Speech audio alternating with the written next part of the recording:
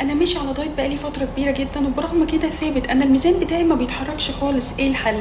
الحل انك لازم تغير من السلوكيات والعادات الغلط اللي انت بتعملها. بمعنى ايه؟ اول حاجه لازم تحافظ على الميل تايمينج بتاعك، بمعنى ان انت تفطر الساعه 9، تتغدى الساعه 3 4 بالكتير، تتعشى الساعه 9 10 بالكتير.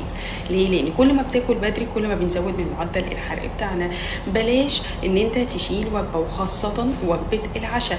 وده ليه؟ لان انا ببقى مأخر وجبه الغداء بتاعي، وده اكبر غلط. ان المين ميل بتاعتك ان انت تاخدها الساعه 5 الساعه 6 لما ترجع من الشغل. في ناس كمان بتاخد المين ميل بتاعتها الساعه 9 10 بالليل، فبالتالي تقول لك اعمل ايه؟ ان انا اشيل وجبه العشاء تماما.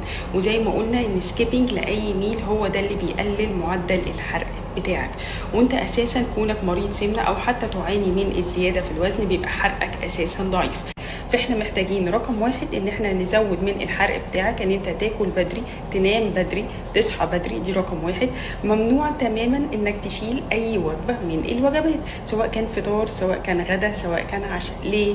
لان سكيبنج لاي ميل ده بيقلل الميتابوليزم بتاعك اللي هو اساسا قليل زي ما قلنا. مراكز الدكتور ماجد زيتون للسمنة والتجميل والليزر، للحجز والاستعلام 15 192.